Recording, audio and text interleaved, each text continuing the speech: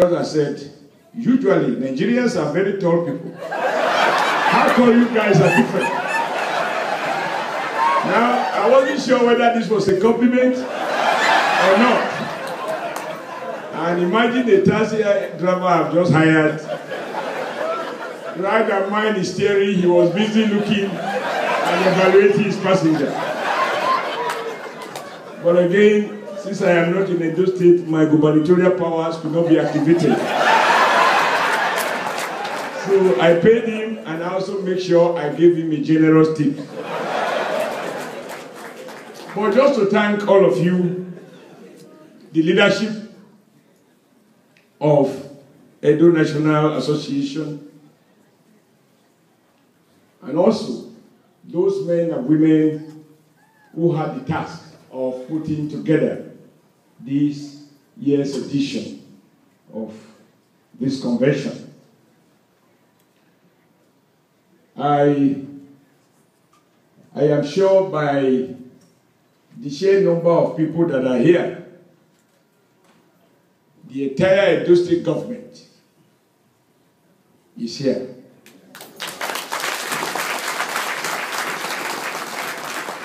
First, we have easily an elder who the overwhelming majority of Nigerians today, if you ballot them, they will tell you that the most outstanding traditional ruler in Nigeria, a man who, even at old age, is increasingly respected, not for those rich cultural issues, the rich tradition which we represent, but also for an uncommon principle and a rugged commitment to stand on what he believes in, on the side of what is good for the great people of Edo State. The only traditional ruler in recent history who, regardless of your political ranking, including being president, will not be enough for him to do any of the things he's not convinced about. And I'm talking of His Royal Majesty, Omonoba Nedo Uku Akorokolo, the Oba of Benin. He is here with us in spirit, and someone spoke so eloquently on his behalf, and I believe his message captures the heart of all of us. And then we have federal lawmakers, and of course, the person without whose support the Speaker of Edo's House of Assembly, and almost a third of members of Edo State House of Assembly. They form a quorum, so obviously they can pass a law here. I might only decide to delay to access to it until I get to Benin. They are all here, and of course the CJ is here, the Deputy Speaker. So Edo has temporarily relocated to this city. And I think this is a reflection of the depth of our appreciation of what we think Edo National Association represents. For people, men and women who for one reason or the other, at one time or the other, decided to locate to this part of the world. And you recognize that you come from somewhere. And even as each and every one of you is in a position to look after him or herself, you appreciate that you have obligation to reflect on issues affecting the community where you come from. And that your personal accomplishment is not enough for you to forget that you come from somewhere. And that you must find time to reflect on what is happening where you come from, and see, much more importantly, what you can do together with locals like us to move our great state to the next level. I murmured aloud to the speaker, and my judge also gave a ruling, which is why I am able to now announce it, that as I look at the hall, I said, it seems to me that women in US, adult women in US, knows better how to design this headgear than the ones at home.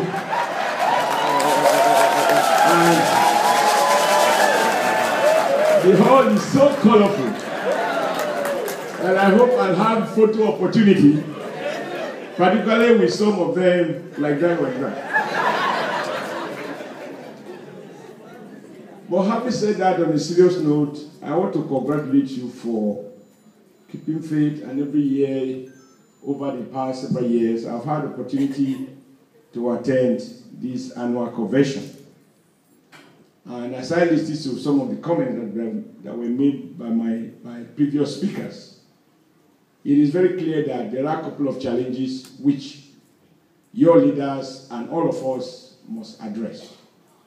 And I think it goes beyond the issue of going to court or not going to court. Of course, I appreciate those who recognize that in our tradition, family issues are better settled out of the court. I'm not sure how much I can expatiate because I don't know what will be going through the mind of my Lord, the Chief Judge. Because if we all settle those issues in the manner that we are suggesting, I'm not sure what becomes of the job of my Lord. But I'm sure there are other issues that can be settled, to keep the judiciary busy. But I think the real issue I want to talk about is that first, I thank all of you for your support through phone calls, through the social media. There is no doubt that majority of you here influence the opinion and the position taken by people at home in the last governorship election. Although many of you may not have been physically present to vote, but you did manage to influence how the people at home voted. When someone said, and it is true, that some people managed to access some spoonful of rice, some salt, and even some cash. In the end, the people voted their conscience because they have benefited from your counsel, from your advice, from all that you've had to do to ensure that the people recognize that the pilot is important. Beyond rice, beyond sugar, and beyond even green tea.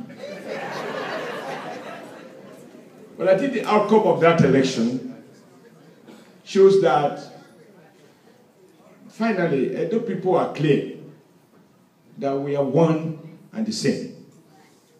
That the era of voting on the basis of your accident of birthplace can no longer be, is no longer fashionable. And the challenge of creating wealth, of generating prosperity, fighting and defeating poverty on a sustainable basis require that we grow beyond those little settlements and primordial settlements. Which is why across the length and breadth of Nigeria, people are now referring to the outcome of that election as something that the entire nation can emulate. That it is possible for someone, apologies to my MC, regardless of his size, to have what our people at home now call 18/18. Winning in every ward and winning in every local government area. I am sure even the Americans will envy us in terms of this achievement.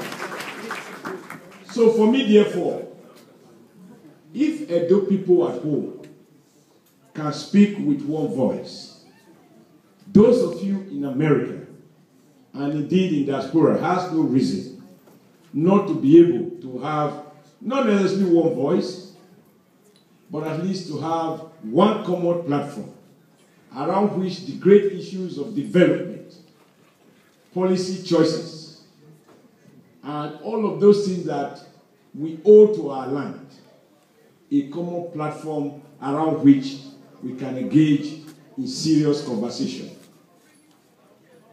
So if you settle out of court and you remain factionalized, I am not sure that the hours you spent last night will be well justified. This year I have received, at least before this, I received 2 other invitations.